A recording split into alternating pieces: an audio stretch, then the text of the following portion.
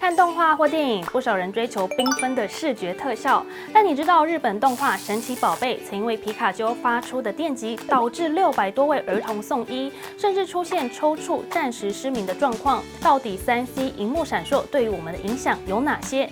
你知道日常中有看不见的隐形闪烁吗？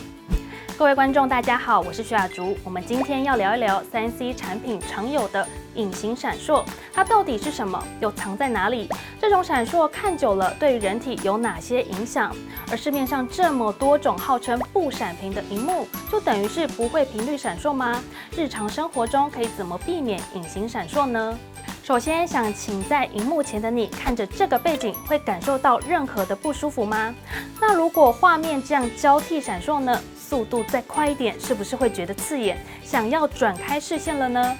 其实神奇宝贝的3D 龙事件就和这样的视觉刺激有关系。1997年12月16号，日本神奇宝贝播出之后，遭到观众投诉说，小孩看完眼花、头痛，甚至出现暂时性失明、抽搐和昏迷，一共造成了685位儿童集体送医。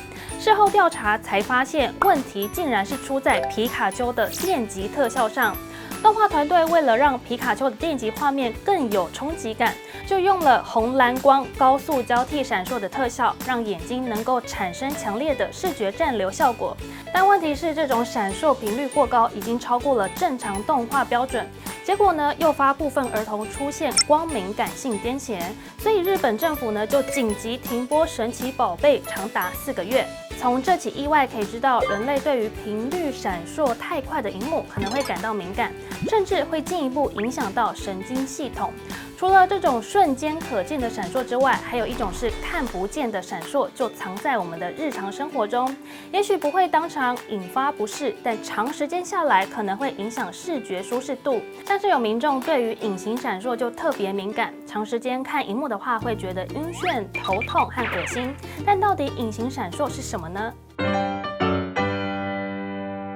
我们一般的手机或是平板会根据不同的使用环境来调整亮度，像是在白天户外需要更亮的荧幕才能看得清楚，但是到了晚上啊，或者是低光环境，荧幕反而要比较暗，才不会太刺眼。但是3C 荧幕在调光的过程中，就可能会出现隐形闪烁。我们想到隐形闪烁，它主要控制的方式有2个，一个是 DC 直流，一个就是 PWM， 它是利用这个脉冲宽度来调整。那其实这个说起来有点复杂，我举一个比较简单的例子。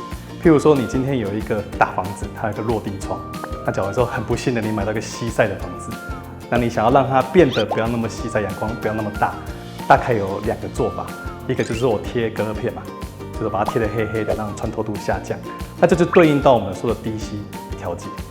那另外一个方式，我就装百叶窗，就是说我用一条一条的横条纹，去让光进来的那个强度变得比较弱。那这就比较偏向于 PWM。调光的一个原理，所以用百叶窗来比喻 PWM 调光技术。想象一下，你的百叶窗开关很快，快到眼睛来不及察觉开合，就会觉得光是稳定的，这就是高频 PWM。但是低频 PWM 因为它的开关速度比较慢，闪烁就会比较明显。那一般来说呢 ，PWM 的频率在100到1000，就会是你肉眼感觉不到它在闪烁，但是你看久了会觉得眼睛疲劳，也就是刚刚提到的隐形闪烁的情况。特别是在环境越暗的情况之下呢，低频闪烁会越明显。也就是说，我们使用3C 的时候，低频闪烁容易影响到视觉舒适度。那现在市面上很多主打不闪屏。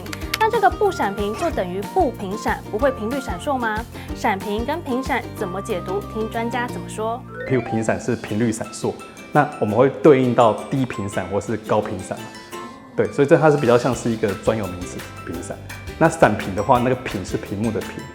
所以我们在讲一个比较像行销的用法，就是说我今天这个萤幕是不闪屏。其实市面上的话，目前应该是比较偏向于，就是说我今天去把这个电路做得更好，让它频率变得更高，就是背光频率变得更高，拿来降低整个闪烁的一个情况发生。譬如说，我把原本的从几百赫兹的一个闪烁频率变成几千赫兹甚至几万赫兹，就可以降低整个视觉疲劳的情况发生。听完专家的说法，大家一定会好奇，萤幕闪烁会带来哪些影响？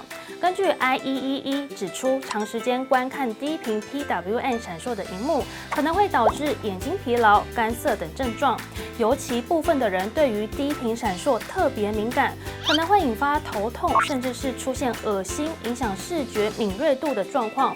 不过，目前关于闪屏对于视觉健康影响的临床研究和数据相对有限，加上每个人的敏感度都不太一样，所以大家也不用太过恐慌。只要避免用眼过度，还有眼睛和3C 荧幕一定要保持距离，也要避免在昏暗的地方使用3C 产品。当然，最重要的是要记得适当休息，才能好好保护眼睛。听完这集内容，回想一下你自己滑手机、使用平板的时候，有感受到隐形闪烁吗？你会担心隐形闪烁，还是你觉得对于影响不大？任何想法都欢迎在底下留言分享，也别忘了按赞、订阅。我们下次再见。